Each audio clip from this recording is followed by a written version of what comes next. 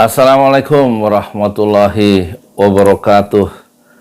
Saya Yudi Pramuko, tukang donat dari Parungkidul, tertua di semesta. Alhamdulillah, wassalatu wassalamu ala rasulillah. Saya sekarang ada di sudut kamar di Parung, kamar ukuran 4x4, dan kita akan menyerang dunia di 5 benua. Judulnya dari Tempo, ya, pemerintah Jokowi kian otoriter. Ini yang nulis Tempo, ya, Tempo Digital, Minggu 22 Oktober 2023. Saya hanya membacakan, ya, moga-moga bisa nambah satu cara pandang baru bagaimana seorang jurnalis dalam Tempo itu bisa memiliki atau meneguhkan perspektifnya melihat pemerintah yang sekarang cenderung dipersepsi sebagai yang pandangan-pandangan yang sangat seragam, memuji pemerintahan, tetapi ada cara pandang lain, ada perspektif lain dari Tempo yang dikenal kritis, ya. Kita lihat pemerintahan Jokowi kian otoriter. Rangkuman pemerintah Jokowi kian otoriter hingga konflik Papua terjadi lagi. Ya, ini ada gambar Jokowi di daerah mana ini? Presiden Jokowi meninjau progres penanganan impres jalan daerah di desa mana ini? Agromulyo, Sepaku, Penajam, Pasir Utara, Kalimantan Timur, 23 September 2023, ya, difoto oleh Antara, yang moto adalah Sigit Kurniawan. Nah, kita lihat paragraf pertama dari Tempo. Oh, yang penting bukan temponya, ya, yang penting saya sedang bikin masjid 6 syuhada dan donasinya yang penting, open donasi. Sudah diresmikan Masjid 6 Syuhada untuk memperingati perjuangan 6 anak muda santri pengawal Habib Rizik Syihab dalam Front Pembela Islam yang dibunuh oleh oknum dari Polda Metro Jaya dalam rejim Jokowi, ya. Dan Pak Jokowi tidak memberikan bela sungkawa terhadap pembunuhan itu. Mahfud MD juga tidak memberikan satu empati atau simpati terhadap ibu yang sudah dihilangkan, ya, anak-anak tercintanya yang mereka lahirkan kemudian dibunuh, ditembak dengan 19 peluru untuk 6 anak muda under 30, di bawah 30 tahun. Mereka bukan penjahat, mereka bukan koruptor yang harusnya didor koruptor itu, ya kan? Tapi yang didor ini adalah anak muda, santri dari pesantren di Petamburan, ya. Dan itulah kejahatan dalam rejim ini, ya. Dan tidak pernah minta maaf negara terhadap pembunuhan yang dilakukan pada tanggal 7 Desember 2020 malam. Kita kembali Komisi untuk Orang Hilang dan Korban Tindak Kekerasan yang disingkat Kontras melihat watak otoritarianisme. Oh ya, masjid tadi kita ambil 6 yang wafat tadi sebagai syuhada, 6 orang anak itu. Kemudian kita ambil namanya untuk mengenang perjuangan dakwah mereka dalam menjaga keselamatan gurunya Habib Rizik Syihab, dan mereka kemudian menjadi syahid, insya Allah. Dan masjid yang kami bikin, yang dibikin oleh Yayasan Pesantren Ojo Lali Indonesia dan saya sendiri ketua yayasannya, itu sudah diresmikan menghabiskan dana 450 juta. Lantai pertama di atas tanah wakaf 120 meter dari Bapak Haji Parama Arta di Bogor, dan sekarang menuju lantai 2 kita perlukan dana 150 juta lagi, dan sudah berdiri 16 tiang masing-masing. Di lantai 2 tiangnya itu setinggi 4,5 meter yang akan diberikan diikat nanti di ujung-ujung tiang itu bekesting gantung sebanyak 22 buah, dan semuanya total sampai terpasang genteng itu diperlukan dana sekitar 150 juta. Silakan bagi yang ingin donasi. Rasulullah mengingatkan kita terkenang pada ucapan Rasulullah, man bana masjidan lillah, siapa yang membangun masjid lillah karena Allah, banallahu lahu fil jannah mithla, maka Allah buatkan sebuah rumah di surga. Hadis riwayat Muslim, ya. Dan harta yang sudah kita sedekahkan, kata Rasulullah, tidak akan pernah berkurang. Mana qasat sedekatun min mal, tidak akan pernah berkurang harta yang disedekahkan di jalan Allah. Silakan ya.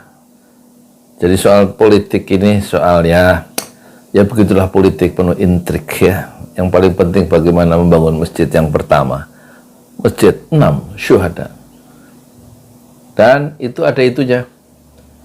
Diarahkan kemana? Ke Bank Syariah Indonesia 10126567 dan dikonfirmasikan ke 0812 1200 6145 atas nama Yudi Pramuko, ya. Koordinator, Komisi untuk Orang Hilang dan Korban Tindak Kekerasan Kontras menilai watak otoritarianisme makin terlihat dalam tahun keempat pemerintahan Joko Widodo Ma'ruf Amin yang jatuh pada Jumat 20 Oktober 2023 lalu. Siapa koordinator Kontras? Yaitu Dimas Bagus Arya menyebutkan otoritarianisme Jokowi itu setidaknya tampak dari 3 indikator. Pertama, intensi penutupan partisipasi masyarakat dalam pembentukan regulasi. Kedua, niat buruk penciptaan produk legislasi atau undang-undang yang mengancam kebebasan sipil. Dan terakhir, ketiga, konflik kepentingan yang tidak terhindarkan. Dimas mencontohkan, yaitu Dimas Bagus Arya, Kontras koordinatornya. Dimas mencontohkan putusan Mahkamah Konstitusi yang memperbolehkan kepala daerah maju dalam pemilihan presiden membuat anak sulung Jokowi, Gibran Raka Buming Raka, bisa ikut pemilu atau ikut dalam pemilihan tahun 2024. Mahkamah Konstitusi dipimpin oleh adik ipar Jokowi, Anwar Usman. Ini dugaan kuat indikasi konflik kepentingan atau benturan kepentingan dalam 4 tahun pemerintahan Presiden Jokowi, kata Dimas. Sementara Kepala Staf Kepresidenan Muldoko tidak menanggapi kesimpulan Kontras. Tentu saja bingung menanggapinya, ya kan? Ini fakta-faktanya susah untuk ditangkis, ya. Namun sebelumnya lewat keterangan tertulis, Muldoko mengklaim pemerintahan Jokowi telah memberikan dampak positif yang signifikan bagi Indonesia dalam 4 tahun terakhir. Lihat ya, 2 cara pandang yang berbeda, ya. Ya kan? Jadi Jokowi di mata pengikutnya tentu selalu positif, tetapi civil society, yaitu yang diwakili oleh Dimas sebagai koordinator Kontras. Kontras itu tadi apa? Koordinator Komisi untuk Orang Hilang dan Korban Tindak Kekerasan. Jokowi itu otoriter. Ya, itu tadi indikasinya 3. Apa? 1, intensi penutupan partisipasi masyarakat dalam pembentukan regulasi. Ya kan? Kedua, niat buruk penciptaan produk legislasi atau undang-undang yang mengancam kebebasan sipil. 3, indikasi Jokowi otoriter pemerintahannya, konflik kepentingan yang tidak terhindarkan. Ya kan? Kontras turut merekomendasikan pemerintah memperbaiki proses penyusunan regulasi dan kebijaksanaan pada akhir masa pemerintahan ini. Saya kira telat, ya, waktu sudah habis. Lembaga ini juga mendesak, maksudnya lembaga Kontras, Jokowi menghentikan segala bentuk represi. Represi itu tekanan ya, terhadap kebebasan berpendapat, kebebasan berserikat, kebebasan berkumpul secara damai. Itu harus dihentikan bentuk tekanan, ancaman, intimidasi. Kadang-kadang orang yang demo itu dikepruk, ya, seperti di Rempang itu dipiting, dikepruk, dipopor, tembak, misalnya kan. Orang ngomong nggak boleh, ya kan? Nah, tempo dari undang-undang sampai konflik kepentingan. Komisi untuk Orang Hilang dan Korban Tindak Kekerasan mencatat berbagai persoalan dalam pembentukan undang-undang dan kemudahan demokrasi. Berikut ini diantaranya. Ini satu dokumentasi, ya, yang tertulis yang tidak akan hilang, ya, dalam catatan sejarah politik Indonesia modern yang coba dirumuskan oleh lembaga independen yang bagian dari civil society. Pertama, partisipasi minim masyarakat dalam pembentukan regulasi.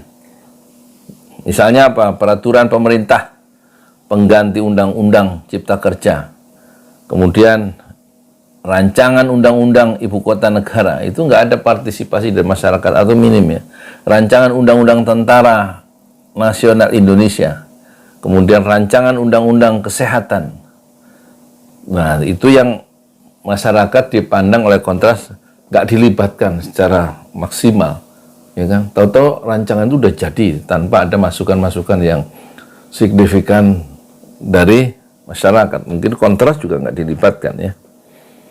Kemudian adanya konflik kepentingan pejabat, putusan Mahkamah Konstitusi yang membolehkan kepala daerah maju dalam pemilihan presiden. Itu konflik kepentingan karena yang memutuskan MK nomor 90 itu Anwar Usman. Anwar Usman punya ponakan dua, yaitu satu Kaisang, ya, ketua Solidaritas Indonesia, Partai Solidaritas Indonesia. Yang kedua Raka Bumi Rakang, Gibran Raka Bumi Raka. Itu membuat putusan itu ponakannya juga Anwar Usman, kan, membuat sekarang hari ini saya siaran ini sedang ada seremonial dari mana itu mau ke pendaftaran terakhir, ya, Prabowo dan Raka Bumi Gibran Raka Buming Raka ke Komisi Pemilihan Umum di situ, di mana itu, jalan di Menteng lah itu. Kemudian dugaan bisnis pejabat dalam kepemilikan tambang di Papua yang menyeret Menteri Koordinator Kemaritiman dan Investasi Luhut Binsar Panjaitan. Nah, podcastnya soal ini kemudian menyeret siapa? Hari Azhar dan Maulidiawati, ya, yang koordinator Kontras itu di pengadilannya. Terus ada lagi produk legislasi yang mengancam kebebasan sipil. Satu, pengesahan rancangan Kitab Undang-Undang Hukum Pidana. Dua, pengesahan rancangan Undang-Undang Aparatur Sipil Negara. Tiga, pembahasan rancangan Undang-Undang Informasi dan Transaksi Elektronik. Itu rangkuman dari Tempo, ya. Sumbernya apa? Sumbernya Komisi untuk Orang Hilang dan Korban Tindak Kekerasan. Nah, ini foto Pak Jokowi ini oleh Tempo. Yang mutu adalah M. Taufan Rengganis. Nah, terus kita lihat apa ini.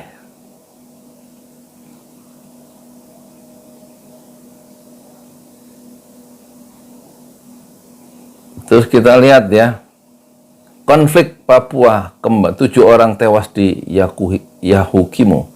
Itu nggak ada di media, ya. Yang gini-gini nih, Tempo berhasil mendapatkannya. Konflik Papua kembali terjadi pada Senin 16 Oktober lalu. 7 orang tewas di Kabupaten Yahukimo. Siapa yang 7 itu? Provinsi Papua Pegunungan. Kepolisian daerah Papua menyebutkan para korban adalah penambang emas yang diserang kelompok pro kemerdekaan Papua pimpinan Asbak Koranue bagian dari kelompok Egyanus Kogoya. Nggak mampu ya pemerintah itu memberantas gerakan separatis ini ya. Akibat peristiwa itu beberapa alat berat hangus terbakar dan 43 penambang dievakuasi ke kepolisian resor Yahukimo.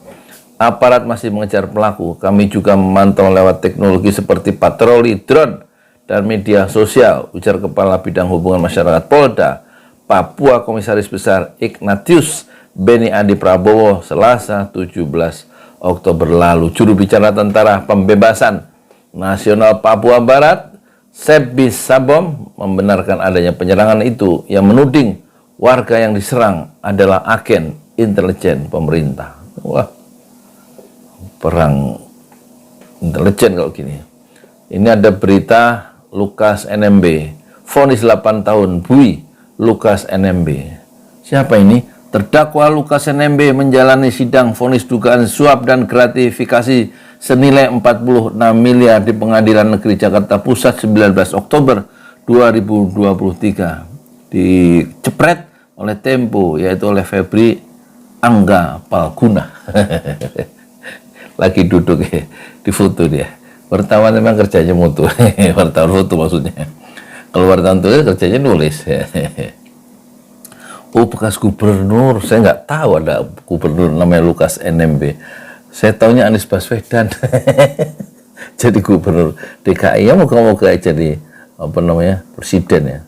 Tapi kalau Anies jadi presiden kira-kira jadi otoriter nggak ya pada tahun keempat itu? Karena merasa didukung banyak orang terus menjadi semaunya ya. Kita harapkan tidak ya. Bekas Gubernur Papua Lukas NMB divonis 8 tahun penjara dan denda 500 juta oleh Pengadilan Tindak Pidana Korupsi Jakarta. Kapan? Kamis 19 Oktober lalu. Majelis Hakim 19 Oktober. 16 Oktober putusan MK. Ya, soal batas usia 40 tahun itu. Ini 19 Oktober berarti Kamis ya. Sekarang hari Minggu, Kamis, Jumat, Sabtu, Minggu, Senin. Majelis Hakim yang dipimpin Rianto Adam Pontoh menyatakan Lukas terbukti menerima suap dari sejumlah pengusaha dalam proyek infrastruktur Provinsi Papua. Yang terima suap kayaknya bukan hanya gubernur ya, kiri kanan atas bawah. Hakim juga menjatuhkan pidana tambahan membayar uang pengganti 19,69 miliar. Jika terdakwa nggak bayar, harta bendanya disita dan dilelang jaksa atau akan dilakukan penahanan penjara selama 2 tahun. Tambah 2 tahun ya. Vonis ini lebih ringan daripada tuntutan jaksa 10 tahun 6 bulan penjara dan denda 1 miliar.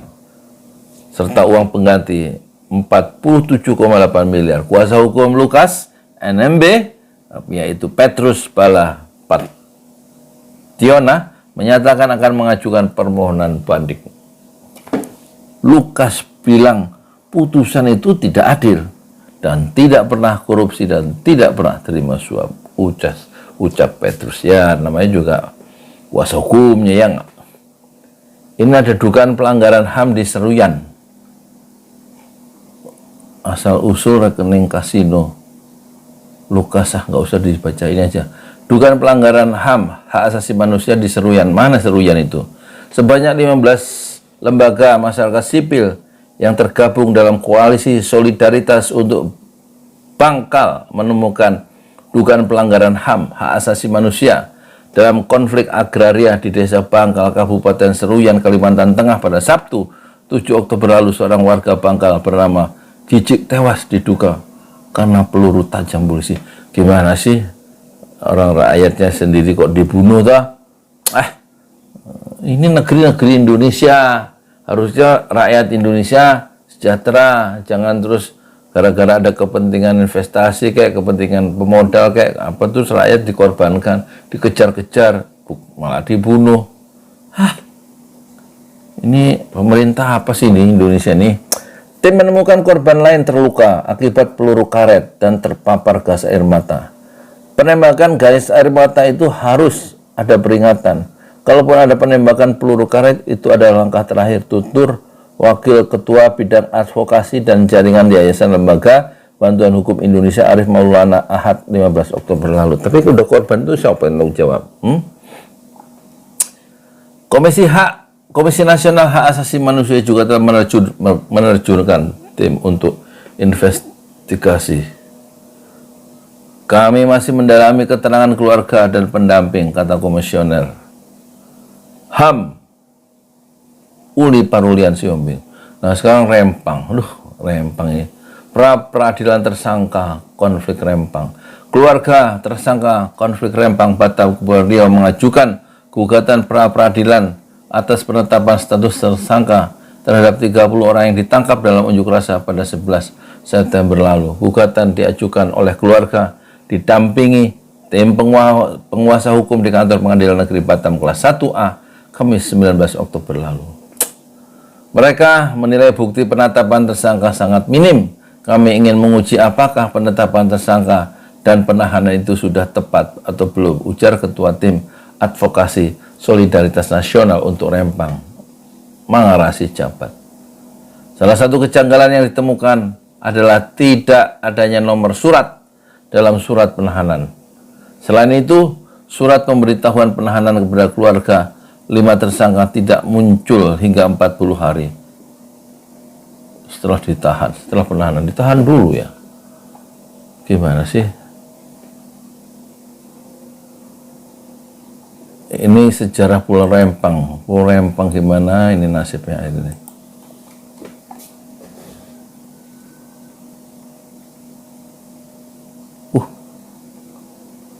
Pulau Rempang dalam manuskrip Kerajaan Melayu. Wah ini Pak, dalam manuskrip sejarah Kerajaan Melayu. Manuskrip lama Tuhfat An-Nafis, Tuhfatun Nafsis Babon, Tuhfatun Nafis Babon Babat Kesultanan Melayu Melaka, kitab sejarah modern tentang kisah kerajaan hingga pasukan. Wah, menarik ini. Peta Kepulauan Riau Lingga antara 1883 dan 1885. Pulau Rempang bukanlah pulau yang asing dalam sejarah kesultanan di tanah Melayu. Tatkala Kesultanan Melayu Melaka dipimpin Raja Abdullah atau Sultan Mansur Shah, yaitu 1458 sampai 1477, kerajaan itu memiliki prajurit yang terlatih dan setia yang berasal dari Kepulauan Bintang, Kepulauan Bulang, Pulau Rempang, Galang, Kepulauan Karimun, Kepulauan Lingga, Pulau Tujuh, Riau Daratan, Pantai Timur Sumatera, Kalimantan, Singapura, dan Malaysia kini. Mereka mendiami wilayah di sepanjang Kepulauan Riau dan Selat Melaka. Ketika Peringgi atau Portugis, yang dipimpin Laksamana Afonso de Albuquerque dengan 1.600 serdadu dan 15 kapal besar menyerang kesultanan tersebut pada tahun 1511.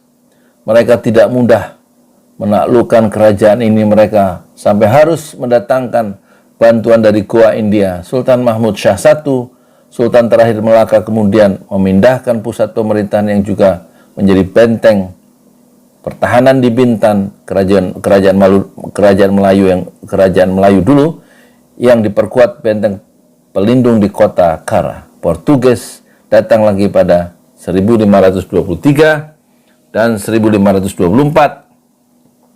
Kara dan Kopak dihancurkan. Sultan Mahmud Shah I bertahan di Pulau Bulang, Rempang, Galang, dan Bintan hingga meninggal di Riau Daratan. Oh, ini sejarah Rempang. Ini siapa ini? Raja Muda Muhammad Yusuf bersama pengikutnya di Kesultanan Riau Lingga tahun 1867. Wah, ada fotonya ya. Luar biasa ini. Siapa yang foto ini? Setelah kerajaan ini jatuh, berdirilah Kesultanan Johor Riau pada 1528. Pusat pemerintahan berada di Hulu Riau, Tanjung Pinang pada 1678. Kerajaan itu dikenal dengan nama Kesultanan Riau Lingga Johor Pahang. Bangsa Barat pun mendatangi wilayah itu. Saat itulah mulai dikenal istilah bajak laut, istilah negatif yang disematkan Portugis, Inggris, dan Belanda kepada prajurit Melayu. Mereka sesungguhnya rakyat biasa yang terdiri atas orang Melayu, dalam kurung orang laut, orang Lanun, apa itu orang Lanun, dan suku laut yang menghuni wilayah Kepulauan Riau, seperti Kepulauan Bintan, Bulang, Rempang, Galang, pulau-pulau di sekitar Batam, Kepulauan Karimun, Kepulauan Lingga, dan Pulau Tujuh, juga pesisir selat dan pulau di Laut Lepas Sumatera Timur, semenanjung Malaysia, hingga Singapura. Mereka sudah dikenal luas sejak era Kerajaan Sriwijaya, Kesultanan Melaka, hingga Riau Lingga. Orang Portugis menyebut mereka Celates. Apa Celates? Adapun orang Belanda menyebut mereka Slater, yang berarti orang selat. Mereka berperan penting dalam menjaga laut, mengusir dan mengacaukan musuh kerajaan, terutama Portugis, Belanda, dan Inggris serta sekutunya. Ujar Abdul Malik, budayawan dan akademikus di Universitas Maritim Raja Ali Haji Tanjung Pinang, Kepulauan Riau. Menurut Abdul Malik itu siapa? Yaitu sejarawan ya, dari Universitas Maritim Raja Ali Haji. Menurut Abdul Malik, mereka memandu dan mengawal kapal-kapal pedagang yang berbisnis secara resmi ke pelabuhan-pelabuhan kerajaan-kerajaan Melayu. Wilayah operasional yakni menjadi tanggung jawab mereka berada di sepanjang Selat Melaka hingga perbatasan Laut Jawa hingga Laut Natuna. Abdul Malik menjelaskan, dalam situasi normal bukan perang, mereka bekerja layaknya rakyat biasa. Mereka menjadi pelayan. Bukan pelayan. Mereka menjadi nelayan, pedagang antar pulau, yaitu pemasok barang keperluan sehari-hari penduduk. Mereka menjadi pemandu pelayaran, pembuat senjata, serta pembuat perahu atau kapal tradisional. Mereka berperan penting bagi Kesultanan Melayu, yaitu di bidang pertahanan, keamanan, dan ekonomi perdagangan. Mereka dikenal sebagai pasukan pertikaman atau prajurit terdepan Kesultanan Melayu yang gagah berani dan paling setia kepada Raja Melayu. Mereka dipimpin oleh Panglima dan Panglima Besar yang umumnya adalah pembesar kerajaan berpangkat Laksamana atau pemimpin tertinggi Laskar Laut di Raja Melayu, seperti Hang Tuah, Hang Jebat, Hang Nadim, dan Megat Sri Rama atau Laksamana Bentan. Pasukan bajak laut ini berperan penting dalam perlawanan terhadap semua bangsa asing yang hendak menjajah.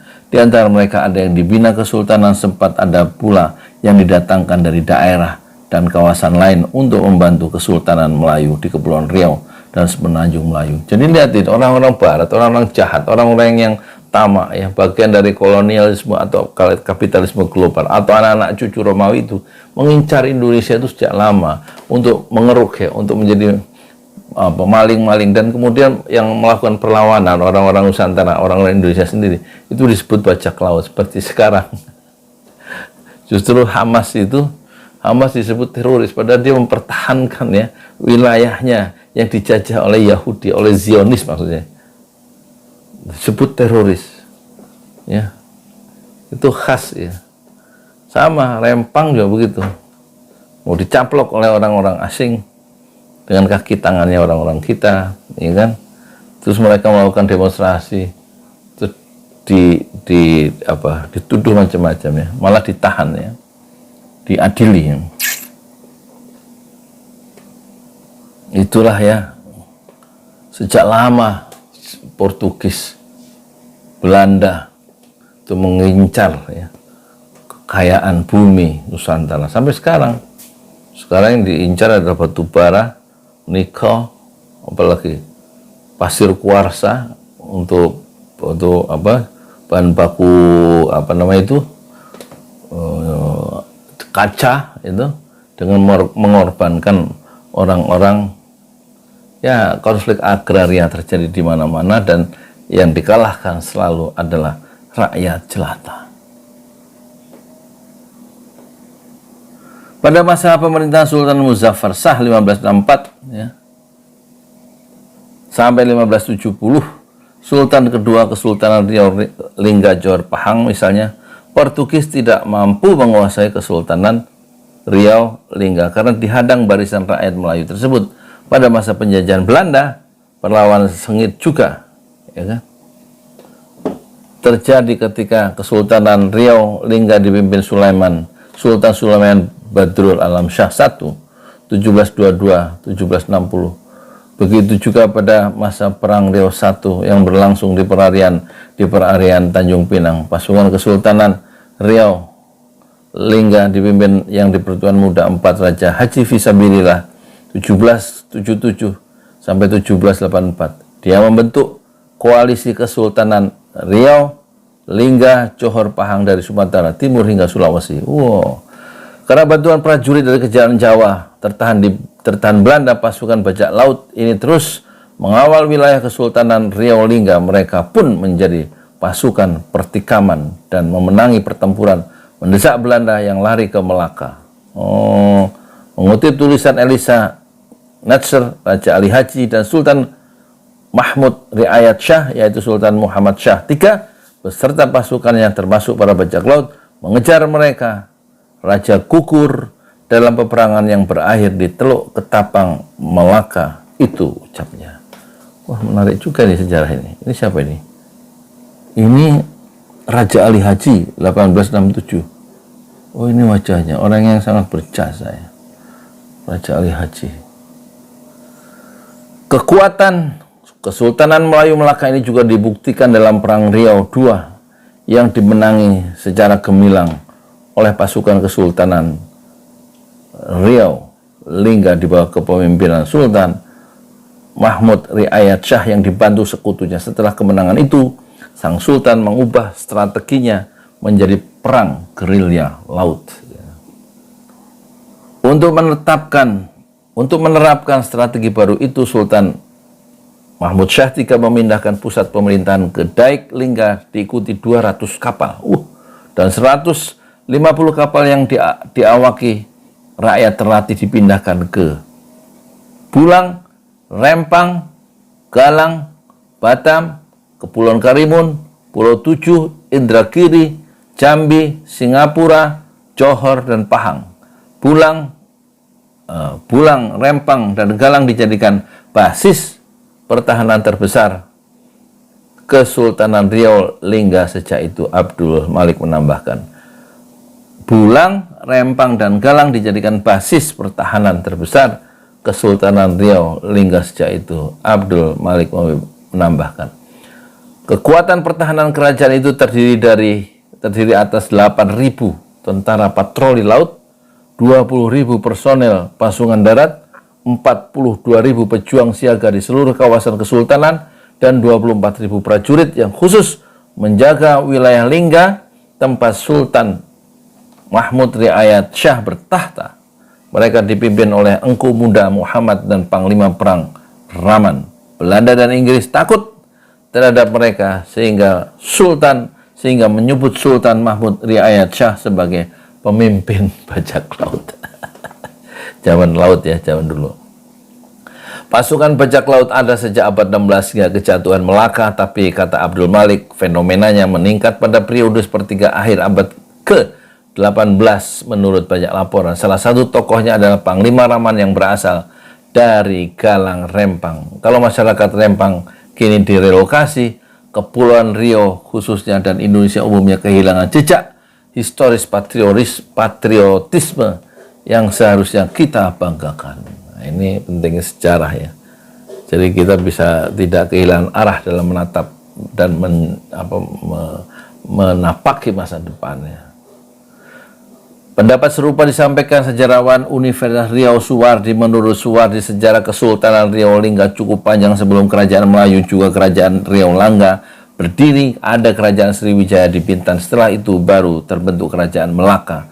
Pusat kekuasaannya berpindah-pindah dari Bintan, Melaka Johor, Kampar Siak, Temasek, Lingga, hingga kemudian kembali ke Bintan. Perpindahan itu tak lepas dari peperangan melawan Portugis dan Belanda. Portugis itu Katolik, ya. Belanda itu Protestan. Memerangi orang-orang Islam yang memiliki tanah di Rempang dan sekitarnya itu, ya. Sekarang Rempang diperangi oleh awas Belanda putih, Belanda hitam, VOC hitam. Kerajaan Melayu ini luas, menguasai wilayah pesisir dan daratan dari Melaka hingga Riau daratan, kata Suwardi.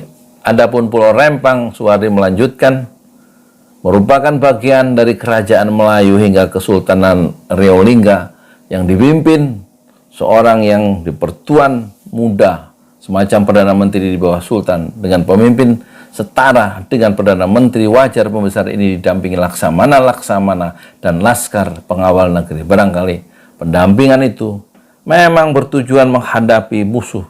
Semua kisah mereka termuat dalam manuskrip Tuhfatun Nafis. Itu catatannya, naskah manuskrip. El Mustian Rahman, pengajar bahasa Indonesia di Universitas Riau, menyebutkan manuskrip ini ditulis oleh Raja Ali Haji. Oh, Raja Ali Haji yang tadi wajahnya itu, ya. Ya, mana? Nah, inilah Raja Ali Haji. Ada gambarnya, ada fotonya, ya. Ini kayaknya yang di atas itu sorbannya kayak sorban ini, ya, Turki Utsmaniyah, ya, besar. Turki Utsmaniyah. Memang Aceh di bawah pelindungan Turki Utsmaniyah kalau tidak salah, ya, atau pernah berhubungan dengan Turki Utsmaniyah, minta bantuan untuk melawan Belanda. Ya kan? El Mustian Rahman, pengajar bahasa Indonesia di Universitas Riau, menyebutkan manuskrip ini ditulis oleh Raja Ali Haji. Tuhfat Al-Nafis dapat diterjemahkan sebagai hadiah yang berharga. Hadiah yang berharga itu dalam tanda petik, ya. Judul kitab ini berbahasa Arab, tapi isinya ditulis dalam bahasa standar Melayu tinggi. Oh, dirampungkan sekitar 1866. Tuhfat Al-Nafis, atau kalau dibaca langsung Tuhfatun Nafis, ya. Muntaf ilah, ya, menceritakan kepemimpinan orang Melayu dan Bugis di Kepulauan Riau dan kawasan Semenanjung pada abad ke-18 hingga 1860. Kitab ini ditulis dengan nuansa sejarah modern dalam pemahaman Barat. Bisa dianggap sebagai buku sejarah modern pertama di Nusantara. Tuturnya kepada Tempo, Kamis 28 September yang lalu. Oh, di mana dapatnya itu? Dalam manuskrip itu, El Mustian menambahkan pembaca bisa menemukan perbedaan antara fakta dan mitos. Ia menyebutkan nama sumber informasinya untuk fakta. Adapun untuk mitos, dia menyelipkan kata konon di akhir paragraf. Oh, Raja Ali Haji, ya. Berdasarkan fakta dalam manuskrip ini, kalau dia menyebutkan sumber informasinya berarti fakta. Kalau dia adapun kalau dia menceritakan tentang mitos, dia menyebutkan kata konon dalam tanda petik di akhir paragraf. Berdasarkan fakta dalam manuskrip ini, menurut El Mustian, Raja Ali Haji adalah orang yang detail, yang memperhatikan rinciannya. Dari beberapa aspek cara lugas penyusunan sejarah ini berciri kesarjanaan Islam. Oh, ini kuburan-kuburan siapa? Makam Raja Ali Haji di Komplek Makam Bangsawan, Pulau Penyengat, Tanjung Pinang, Kepulauan Riau. Juni 2014. Tempo, ditulis di foto oleh Ratih Purnama. Tempo itu dokumentasinya ini, ya, tertib, ya, kuat, ya. Kitab ini adalah salah satu karya Raja Ali Haji. Ini bentuk tradisi intelektualisme Islam yang bertumpu pada tulis-menulis, ya. Karena Al-Quran itu juga sebagai mukjizat dalam bentuk tulisan. Mukjizat lain sudah tidak bisa dilacak lagi karena hilang bersama perjalanan waktu dan gelombang zaman. Tapi mukjizat Nabi Muhammad masih bisa dipegang, dilacak dalam bentuk tulisan, yaitu Al-Quran atau bacaan atau tulisan. Kitab ini adalah salah satu karya Raja Ali Haji yang hidup pada tahun 1809 sampai 1873. Masya Allah, usianya cuma 64 tahun ya. Ia mulai menulis tahun 1865. Berarti waktu dia nulis pada umur 56 tahun. Ya. 56 tahun sudah. Seperti dinyatakan pada bagian pembukaan. Maka pada ketika itu adalah hijratun Nabi Sallallahu Alaihi Wasallam 1282 tahun, dan pada hari 3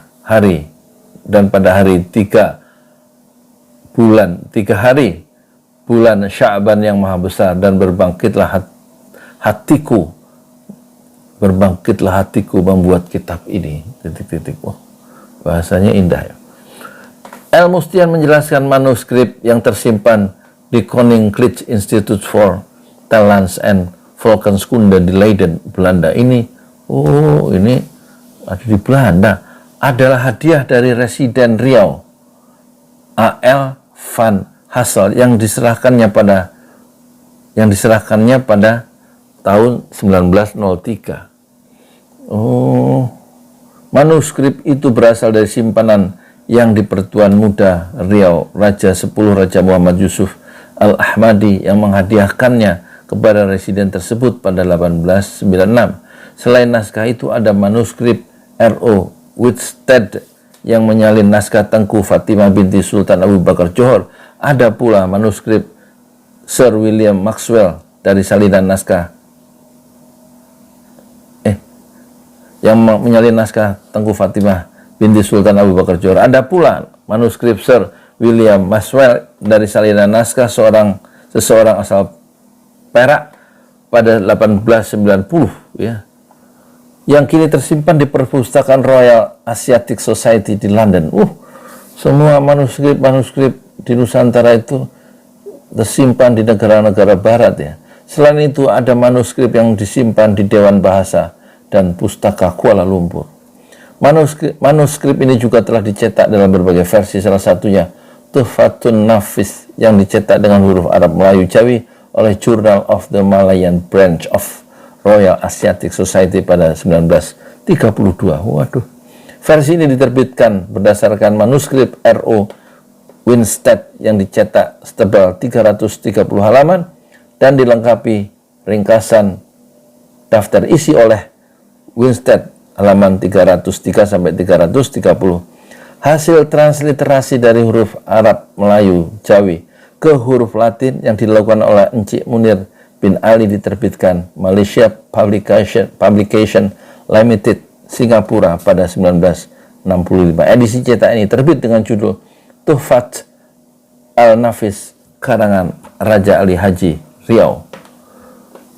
Edisi cetak transliterasi oleh Virginia Matheson Hooker dengan judul Tuhfah Al-Nafis Sejarah Melayu Islam diterbitkan oleh Dewan Bahasa dan Pustaka Kementerian Pendidikan Malaysia, Kuala Lumpur pada 1991. Adapun edisi terjemahannya dalam bahasa Inggris diterbitkan oleh W.E. Maxwell, tetapi hanya bagian peperangan Raja Ali Haji Fisabilillah.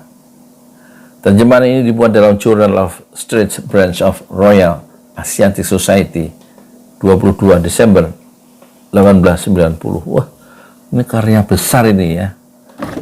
Raja Ali Haji ini, Tuhfat Al-Nafis ya. Hasil penerjemahan dan penganotasiannya yang dilakukan Virginia Matheson dan Barbara Watson Andaya dengan judul The Precious Gift. Tuhfat An-Nafs diterbitkan Oxford University Press Inggris pada 1982. Manuskrip ini banyak memakai sumber dan bahan perbandingan seperti dikatakan pengarangnya sebagai sejarah dan siarah dari pihak Siak. Sejarah dan siarah Siak. sejarah dan siarah Pontianak, sejarah dan siarah dari seberang timur dan dari sebelah barat, siarah Haji Kudi, karangan Engku Busu, serta Tawarikh Tohngah. Dimuat pula keterangan lain yang menguatkan sikap ilmiah dalam hal memakai sumber-sumber yang akurat sebagai salah satu syarat dasar sebuah karya sejarah yang dapat dipercaya, ucap Al-Mustian. Sebagai karya sastra sejarah Tuhfat Al-Nafis jauh lebih kompleks, baik dalam hal struktur, isi maupun pemanfaatan bahasanya, memuat kata-kata ataupun istilah yang berasal dari bahasa Arab dan bahasa Eropa. Beberapa peneliti terdorong untuk menuliskannya secara ilmiah, misalnya Muhammad bin Anas dari Universitas Malaya, Malaysia, yang menulis Geographical Notes to the Tuhfat Al-Nafis pada 1958, dan Ismail Abdurrahman dari University Malaysia yang melahirkan tulisan The Arabic Influence in the Tuhfat Al-Nafis pada tahun 1959. Adapun Virginia Madsen dari Monash University Australia yang menulis tesis Tuhfat Al-Nafis apa ini, 19th Century Malay History Critical Examined pada 1973. Setelah itu makin banyak penelitian ya tentang manuskrip ini. Al-Mustian juga menyebutkan banyak sekali manuskrip Melayu, terutama tentang Kesultanan Riau, Lingga. Ia mengungkapkan menurut perkiraan peneliti Profesor Dr. Akhadiati Ikram, ada lebih 10.000 manuskrip yang dihasilkan di Riau, Lingga. Masya Allah, 10.000. Itu tentu menggambarkan semua hal tentang kerajaan Riau, Lingga, kerajaan Riau, Lingga, Johor, Pahang, dan daerah taklukannya di kawasan Bintan, Batam, dan Rempang, ujarnya. Masya Allah. Jadi tradisi menulisnya orang Melayu ini dahsyat ya. Elia Roza, dosen Fakultas Tarbiyah dan Keguruan Universitas Islam Negeri Sultan Syarif Kasim Riau, dalam jurnal Sosial Budaya volume 9 nomor 2 Juli Desember 2012 menulis, tinjauan sejarah terhadap naskah dan teks kitab pengetahuan bahasa Kamus Logat Melayu Johor Pahang Riau Lingga karya Raja Ali Haji yang menjelaskan sosok dan silsilah Raja Ali Haji. Raja Ali Haji adalah keturunan Bugis yang lahir di Pulau Penyengat pada awal 1807 dengan nama kecil Ali. Nama lengkapnya adalah Raja Ali Al-Hajj ibni Raja Ahmad Al-Hajj ibni Raja Haji Fisabilillah atau Engku Haji Ali ibn Engku Haji Ahmad Riau atau Tengku Haji Ali bin Tengku Haji Ahmad bin Raja Haji Asyahidu Fisabilillah Upu Daeng Celak. Orang tuanya adalah Raja Ahmad bin Raja Haji Fisabilillah dan Encik Hamidah binti Panglima Malik Selangor. Pada usia 13 tahun, Raja Ali Haji mengikuti ayahnya ke Batavia untuk urusan Kesultanan Riau Lingga dengan pemerintahan Hindia Belanda. Nggak sekolah dia berarti, habis lulus SD. Ia bertemu dengan Gubernur Jenderal Godard Alexander Gerard Philip Baron van de Capellen dan berkenalan dengan cara hidup modern orang Belanda. Ia juga menemui Christian van Engelbeck, ahli bahasa dan kebudayaan Melayu. Ia berjumpa dengan siapa? Perodas dan Herman von de Waal yang kemudian menjadi sahabat dekatnya. Kedekatan itu terbukti dengan adanya komunikasi yang sangat intens di antara mereka melalui surat. Pada tahun 1830, jadi Raja Ali Haji usianya 23 tahun ya. Raja Ali Haji berperan aktif mengerjakan urusan administratif Riau Lingga sebagai pemangku Sultan Mahmud bersama sepupunya Raja Ali putra Raja Ja'far. Ia memimpin perjalanan inspeksi ke pulau-pulau di Riau untuk membasmi bajak laut. Pada tahun 1840 ia ditunjuk menjadi penasihat kerajaan ketika Raja Ali bin Ja'far menjabat yang di Pertuan Muda 8. Raja Ali Haji adalah pengarang yang prolifik. Apa itu prolifik? Dia telah menulis 13 buku. Salah satunya berjudul Kitab Pengetahuan Bahasa. Ada juga Kamus Logat Melayu Johor, Pahang, Riau, Lingga yang dapat dikatakan sebagai kamus umum bahasa Melayu. Kitab ini ditulis sesudah mengarang Bustan Al-Katibin. Kedua kitab tersebut dibuat Raja Ali Haji sebagai petanda perhatiannya yang besar terhadap bahasa Melayu. Kitab Pengetahuan Bahasa dan Kamus Logat Melayu Johor, Pahang, Riau, Lingga terdiri atas 466 halaman yang dicetak dalam 2 bentuk. Wah, luar biasa karyanya. Adapun menurut tulisan Alimuddin Hasan dari Fakultas Tarbiyah dan Keguruan UIN, Universitas Islam Negeri Sultan Syarif Kasim yang berjudul Historiografi Melayu Kajian atas Tuhfat An-Nafis karya Raja Ali Haji. Tuhfat Al-Nafis adalah karya sejarah Melayu yang paling kompleks dan canggih di antara semua karya Melayu yang ditulis sebelum abad 20. Karya ini merupakan pemuncak yang gemilang dalam pernyataan pemikiran dan kebudayaan Melayu, akan membangkitkan lagi kebanggaan terhadap kejayaan penulisnya, Raja Ali Haji. Katanya, manuskrip ini dikatakan sebagai karya agung sekaligus memiliki ciri khas yang berbeda dengan teks lain, yaitu Tuhfat Al-Nafis. Karya ini bisa dilihat dari konsepsi sejarah karya yang lebih luas dan mendalam, konsepsi serta cakupan ruang waktu yang begitu luas. Selain itu, dari aspek historiografi, Raja Ali Haji membangun kaidah baru dalam menceritakan sejarah peristiwa masa lalu. Begitu juga dari unsur bahasa, filsafat, dan historiografi. Dia mensintesiskan tradisi Melayu dan Islam. Terakhir, dari gaya bahasa dan isi, kitab ini mudah dibaca dan narasinya mengasyikkan untuk diikuti. Ini luar biasa ya. Ditulis oleh Dian Yuliastuti. Tempo menurunkan satu kajian yang mendalam tentang orang besar bernama Ali Haji. Oh, ini Virginia Madsen Hooker, Tuhfat Al-Nafis Sejarah Melayu Islam. Edisi cetak transliterasi oleh Virginia Madsen Hooker dengan judul Tuhfat Al-Nafis Sejarah Melayu Islam. Ini bukunya ya, edisi cetak ya. Luar biasa ini. Ya.